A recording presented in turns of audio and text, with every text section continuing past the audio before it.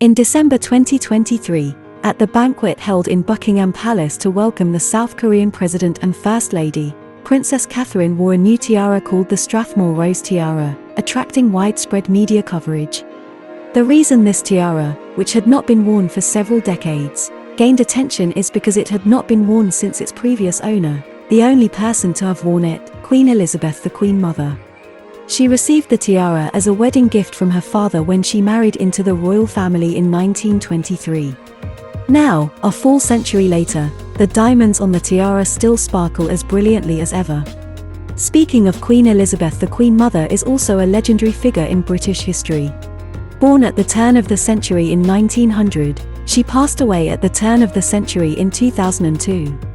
She witnessed a century of changes in the British royal family and the rise and fall of the entire United Kingdom in the 20th century. She experienced the reigns of 6 monarchs and more than 20 prime ministers. Her own story begins in the early 20th century, with her childhood in Scotland. Elizabeth's father was the 14th Earl of Strathmore in Scotland, and her mother's family was also quite distinguished, producing 2 British prime ministers. Their family owned a grand castle in Scotland, and they were well off. Elizabeth was the 9th child in the family, and her arrival brought great comfort to her parents as one of her sisters tragically died in infancy before her birth. With her charming and well-behaved nature from a young age, she became the most favored child in the family, even winning the affection of the household servants. However, this carefree childhood came to an abrupt end in 1914. On August 4th of that year, it was Elizabeth's 14th birthday, and it was also the day when Britain officially declared war on Germany. As the First World War began, aristocratic youths rushed to the battlefield, and Elizabeth's 4 brothers bravely joined the military. One brother lost his life in action during the second year of the war, while another was injured and remained imprisoned in a POW camp. During that time, with wounded soldiers returning home continuously, Elizabeth's family cleared their large castle to use as a makeshift hospital for the soldiers. Elizabeth herself, along with her sister, helped as caregivers. Elizabeth has known Princess Mary since childhood, and her brothers are also acquainted with several princes. After the war, Elizabeth met Mary's brother, Bertie, at a ball. Bertie is the second son of King George V and Queen Mary, handsome in appearance, tall and slim. However, he is excessively shy and somewhat stuttering in character. After their meeting, Bertie felt a deep longing for Elizabeth, but Elizabeth did not take much notice of him because, at that time, she had her sweetheart. Poor Bertie proposed twice, and both times he was rejected. It wasn't until Bertie's mother, Queen Mary, personally visited Elizabeth's home that things took a turn. She thought highly of her son's choice, and although Elizabeth was not a princess, she scored nearly perfect in every aspect. While Mary verbally claimed to let the children decide for themselves, Elizabeth's mother understood the underlying message. So, persuaded by her mother, Elizabeth accepted Bertie's third proposal. Many years later, Elizabeth expressed her thoughts at that time, saying, "Marrying Bertie was my duty. Falling in love with him came later." It's a bit bitter to talk about it. Elizabeth's sweetheart, it is said, was arranged by Queen Mary to go to the United States for oil exploration. When Elizabeth married Bertie, he was the Duke of York, and after marriage, Elizabeth naturally became the Duchess of York. Her trademark was a welcoming smile, gentle and generous, earning her the nickname Smiling Duchess. As the first commoner to marry a prince, Elizabeth was very popular among the common people. After Elizabeth gave birth to 2 princesses, the family of 4 became a model royal family, especially in stark contrast to Bertie's brother, David. David later became Edward VIII, the heir to the throne at the time. After meeting Mrs. Simpson, David brought her into royal social circles, but Elizabeth never looked at her with approval. The refined Elizabeth, born as a genteel lady, couldn't quite empathize with a socialite, and she especially sneered at her married status. In 1936, Edward VIII ascended the throne. At the beginning of his reign, Mrs. Simpson had not yet divorced. On one occasion, Edward VIII invited Bertie and his wife, among others, to a banquet. As the hostess, Mrs. Simpson went out to greet the guests. Elizabeth walked directly past her without even saying hello. Since then, the two women have never gotten along. Mrs. Simpson referred to Elizabeth as Cookie, implying that she resembled a plump cook. Elizabeth, in turn, always referred to her as that woman. Edward VIII, to marry Mrs. Simpson, abdicated less than a year after ascending the throne. Upon receiving this news, the peaceful life of Elizabeth and Bertie, who had been married for over a decade, was shattered.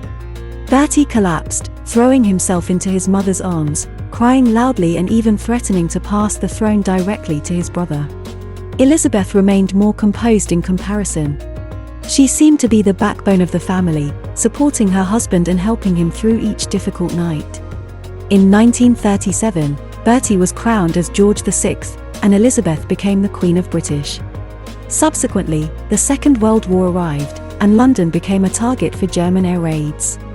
Many nobles left Britain, fleeing to Canada. When asked whether she should send the two princesses to the safer Canada, Elizabeth responded with these words: "Wherever my children are, I will be there. Where my husband is, I will be there too, and my husband will certainly stay in Britain." Elizabeth not only did not hide but also appeared in the bombed East End of London. Some poor people couldn't stand her luxurious clothing and threw garbage at her. She calmly said, "I believe when you see me, you will wear the most decent clothes, and so will I." Later, Buckingham Palace was hit by a bomb, and Elizabeth and Bertie were in a room just a few meters away. They walked out of the palace, surrounded by ruins. Elizabeth remarked, "Well, now we can face the East End of London." For Elizabeth, having experienced 2 wars, her heart had become exceptionally resilient, and life seemed to present no insurmountable obstacles. However, the death of her husband in 1952 dealt her a profound blow. When George VI passed away, Elizabeth was only 52 years old. She wore black for a year to mourn her late husband. She also bought a castle on the Scottish seaside. Since she was no longer the Queen, retiring to live in Scotland might have been a good choice. However, a remark from Churchill convinced her to stay in London. Churchill said, "Your eldest daughter is only 25, she still needs you." And so, Elizabeth resumed her royal duties, becoming the most active Queen Mother at the forefront of British royalty. She spent almost half of the year working, not any less leisurely than when she was the Queen before. At the same time, she took on another important role, helping her daughter and son-in-law with their grandchildren. Charles was even closer to his grandmother than his mother. Elizabeth treated him like a son she had never had. Who would have thought that these two people could support each other for over half a century? However, this also led to Elizabeth being overly indulgent towards Charles. After Charles and Diana had an unpleasant falling out, Elizabeth sided with Charles more than anyone else. Her dislike for Diana was almost an open secret in royal circles. Charles is said to have visited Camilla at his grandmother's house several times during that period. The marriages of her grandchildren have always been a headache for Elizabeth. In her world, any unhappiness in royal marriages should not be displayed to the public. Speaking out to the press, as Diana did, was akin to being a royal traitor. Thus, although Queen Mother Elizabeth was perennially one of the most popular members of the royal family, her conservative approach to the monarchy was often criticized by reformists. In the 1920s, Elizabeth herself was initially a more progressive member of the royal family. At the beginning of her marriage, she accepted an interview with a newspaper and freely expressed her happiness and joy. However, when the article was published, her father-in-law, King George V, was furious, feeling that the dignity of the royal family had been compromised. Since then, Elizabeth refused all media interviews. By the end of the 20th century, Queen Mother Elizabeth had become synonymous with conservatism. Her smile was seen as an effective tool to maintain distance from the public. She always presented a polished image, which some viewed as insincere. Critics also accused her of maintaining control over her 2 daughters and of enjoying the perks of being a queen mother to the extent that she was unwilling to retire. Nevertheless, Elizabeth lived to the age of 102, and negative publicity did not bring her down or change her.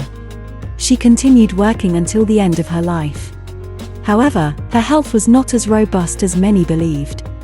In her later years, she suffered from various illnesses, including colon cancer and breast cancer, for which she underwent surgery. After turning 90, she had 2 hip replacements, needed a cane to walk, and underwent glaucoma surgery.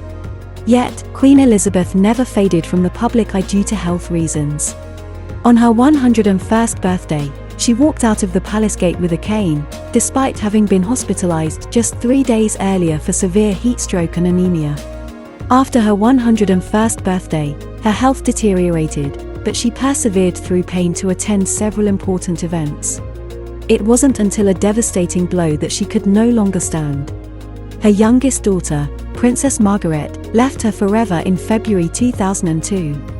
On the day of the funeral, Elizabeth insisted on attending, arriving in a wheelchair but carefully avoiding photographers, fearing pictures of her in a wheelchair would be taken.